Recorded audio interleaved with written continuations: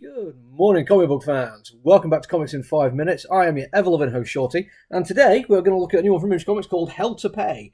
It is by Charles Soule and, I want to say Jim Sliney. I really should learn these people. Will Sliney. I was close. Now, I've read some Charles Soule in my time, including a thoroughly competent run on Daredevil.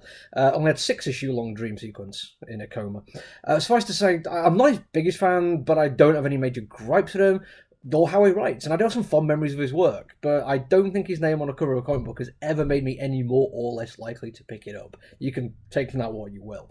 On this particular occasion, it did take me a while to even land on what it was he was actually doing. It felt like there were some high concept ideas, the kind of stuff that Hickman did really, really well in Black Monday Murders, but it's far more simple than that.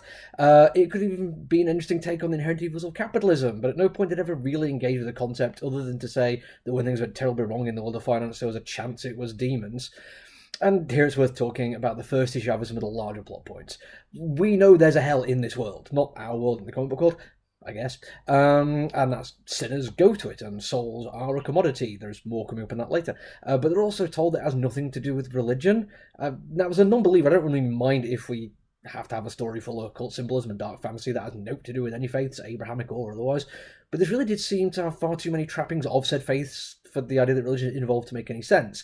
The only way to square that away is to just not trust the character who says that it's nothing to do with religion. Now, thankfully, he's a bit of a knob, so it's an easy thing to do, but it does strike me as a bit odd.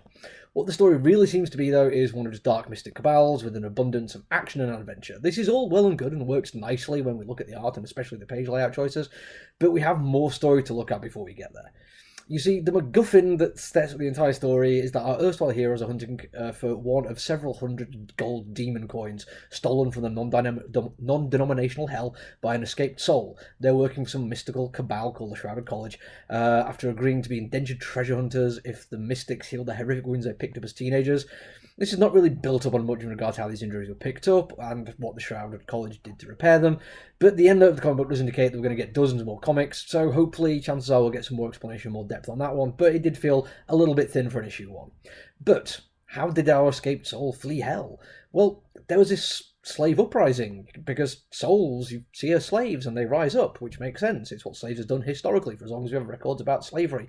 But it's also very oddly and badly phrased. See, according to the comic book, the slaves are the absolute lowest. It was impossible to understand how they managed to throw off their chains. There must have been a rival demon helping them. It only happened once, and after it was put down, it never happened again.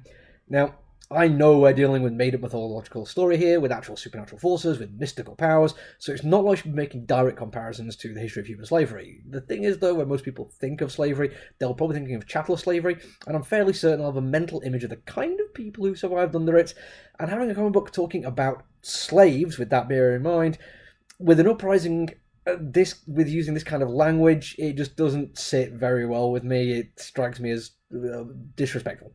That's not to say this concept doesn't also add to the story. One of my favourite bits of writing in this first issue is about a trade made in hell. And kind of got to imagine at this point there's a woman in the real world who she thinks she's married to the wrong man, even had a kid with him, but she still pines for this missed opportunity. And whenever she looks at her own child, she imagines the perfect child she could have had instead. The idea of this child and the sorrow it brings is what is paid for with the demon bucks. This is a lovely bit of writing on its own, but also shows that some thought was put into the idea of human suffering, how it can be manipulated, and I really wanted more of that kind of thing rather than just souls are slaves. What we mostly got was a huge spectacle, though, and I can at least say I was impressed by that. Will Sliney on the art duties did a really good job. I was kind of put off by the colouring early on. Rachel Rosenberg, it's a little bit too soft and too smooth for my tastes. Made everything kind of washed out. It looked like there was kind of glow going on, which was quite nice, but it was applied to even to really feel like it was done to add to the story. Thankfully, though, it worked with the setting in the early scene, and then when the scene changed, the colouring changed with it, and I ended up being very happy with the colouring overall. It just, that first scene, it obviously was trying to accomplish something, and it did, but it didn't look great, because the scene didn't look great. The artwork itself feels like it would be very home in a mid-tier Marvel book. Not bad by any stretch of the imagination, and even did some great bits of fine detail, with attention even paid to his shoe slipping off a foot as the character sat at ease at the table. But for the most of the book, we didn't really feel like it was adding into the story as well. Not always, though, because when we hit the action sequences, we just see what the artist is capable of. Captivating layouts, dynamic action, flair for showmanship. If anything, these scenes were great on their own and were let down by some kind of bog standard dialogue. If it wasn't for the really good art, I'd have skip through the fight scenes because nothing much really happened. Still, this isn't him when he's at his best. For that, we do need to go back to hell again. His otherworldly scenes feel exactly that, otherworldly. Physics doesn't seem to work. Geometry isn't even invited to this party. And that's not to say things look unnecessarily complicated or confusing. It's just that we know you can push things to make sure the reader knows that we're dealing with something that's odd and unusual. It's not incomprehensible, though, which is good. Also, his demons look rad. Just, like, really, really good. The only thing about this slave uprising I liked was it looked awesome. As I mentioned earlier on this is the start of something else. There is 5 more issues of this series, then 6 more series with 6 issues each, I'm guessing. And I am hoping that they're going to use this time to actually tell some slightly different, slightly more interesting stories. It would be nice to use the format like that, but based on this first issue, I can't say I'm overly confident that they will do something cool and unusual, or that I'll even carry on getting it. We'll have to wait and see, though. But that's it for me for now. Until I see you again, look after each other, everyone. Stay safe. Bye.